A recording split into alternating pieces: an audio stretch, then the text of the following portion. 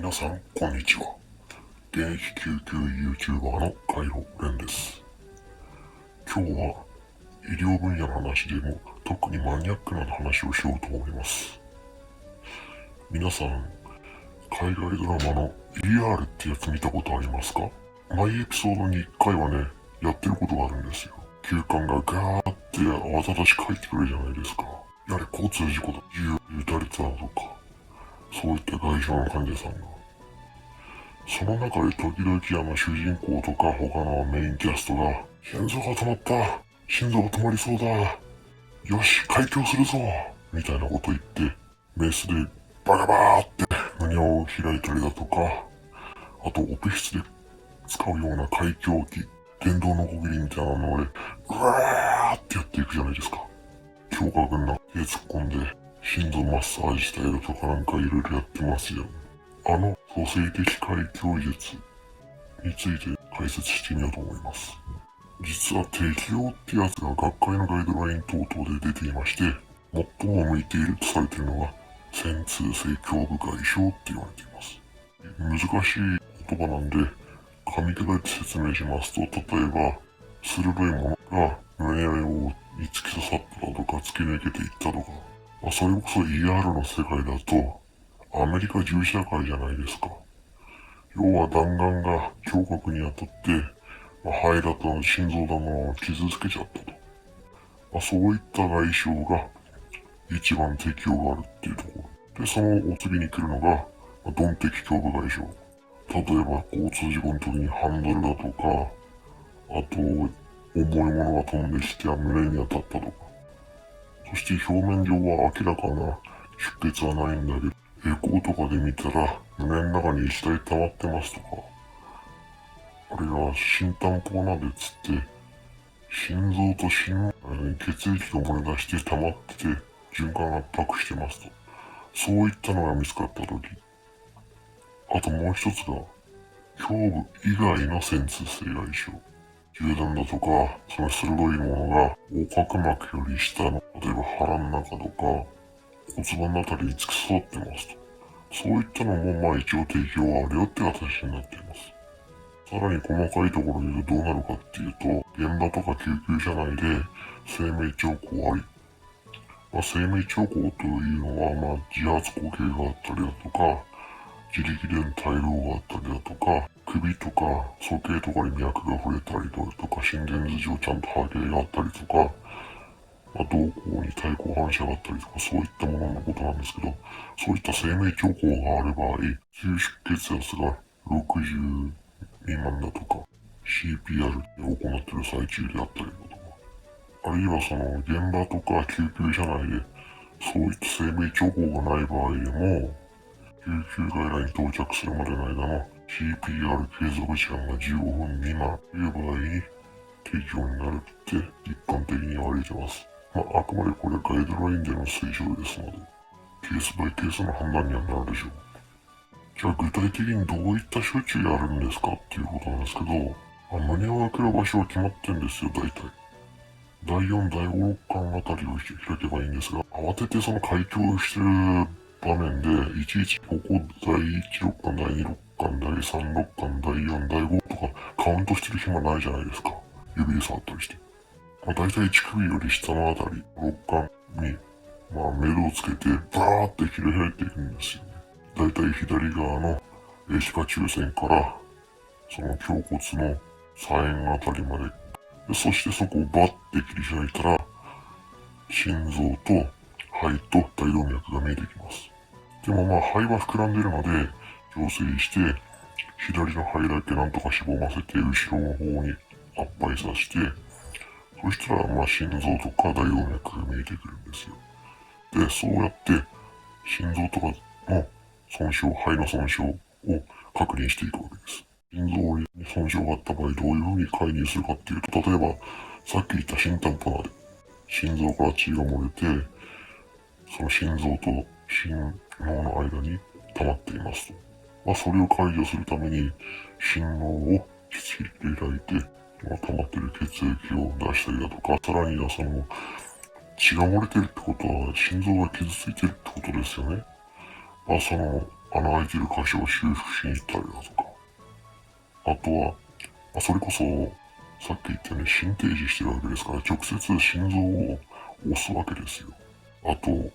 特に VFVT みたいな自主的な不整脈が続いている場合は、除細動を直接心臓にかけます。で、他にも肺が出血している場合、それこそ止血しなきゃいけないし、気管とか気管支が損傷してたらそこからガバガバ空気が漏れて換気にならないわけですよ。肺静脈っていうね、血管が損傷している場合、そこから空気が吸い込まれちゃって、空気塞栓っていう形で、例えば脳だとか、冠動脈だとか、そういったところまで飛んでって、臓器を可決させちゃう場合があるんですね。そういったのを、防ぐために、肺門遮断っていうのをやっていきます。そしてもう一つ、下行大動脈が見えてくるんですけども、これを遮断します。何のためにやるかっていうと、まず、腹腔内に出血している場合は、それを一時的ながら止めますと。でももう一つ、血が漏れ続けているわけですから、例えば冠動脈だとか、脳の方に血流がいってないわけですよ。だからその一時的にでも、その冠動脈とか、脳血管への血流を維持、改善するために、一時的に遮断しますっていうことなんです。ただ、いつまでも遮断してるわけにはいかないんです。遮断は30分以内に留めましょうと言われてます。それ以上遮断しちゃうと、横隔膜から下の臓器、例えば肝臓だとか、特に腸、胃、そういったところが壊死しちゃって元も子もないので、そういう目処が設けられてるわけです。あくまでその、蘇生的開胸術っていうのは救急外来で行う、本当にその場での救命処置っていうわけですよ。心停止すぐだとか、あるいはそのもうすぐ心停止しそうだっていう切迫した状態でやるやつですから、なるべく短く済ませる必要があるんです。だから最低限の修復を済ましたら、一旦その上げた胸郭を閉じて、その際ドレーンを入れといて、それで残りのその専門的な修復はオペ室でやりましょうって形になるんですよ。僕の経験上、この蘇生的開胸術やるような人は、あんまり予後が良くないと言いますか。もう最後の手段としてやって、それでも戻らなくって、お見取りというイメージが強いですね。だから本当、ニッチもサッチも生きていかなくなった人への、最後の手段みたいな意味が強いかなって自分の中では思っています。で、先ほど言った下行大動脈遮断なんですけど、開胸以外の手段もあるんですよ、実は。例えば、レボアっていう手技があります。これ、鼠径の動脈からカテーテル入れて、そのカテーテルの先っぽにバルーンがついてるんで、そのバルーンを、蒸留水かなんかで膨らまして、それで血流遮断するんですけど、その遮断位置っていうのが、左の鎖骨下動脈が大動脈より分岐する場所より2センチ以上下ってとこなんですよ。すなわち、このバルーンが遮断する場所は、横隔膜より下の出血ってことになります。例えば、肝損傷だとか、腎損傷、骨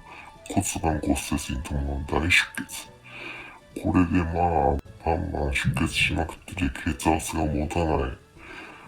輸血用意してるけど間に合わないって時に、そして細胞外液ばっかバシバシ入れてたら、い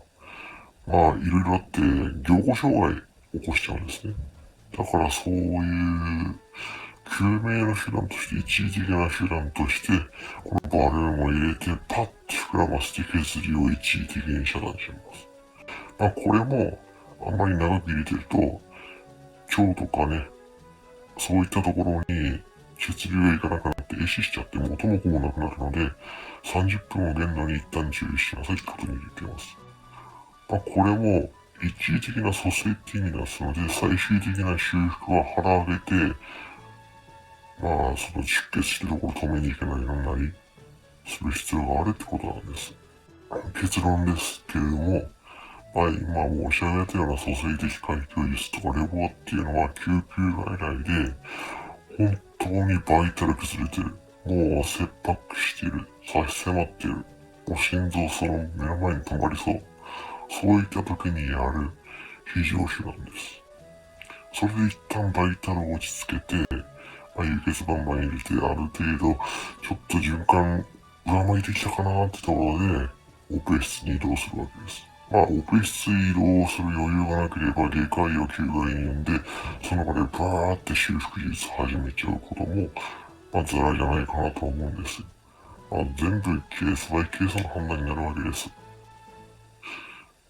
今回はすんごい雑にマニアックな救急医療の話をしてしまいました。興味を持っていただけた方は高評価、チャンネル登録をお願いします。またその外気表の初動に関してよく勉強したいなっていう初期研修医の皆さんは JTEC とかそういったね、ものから始めていただくことをお勧めします。それではまた。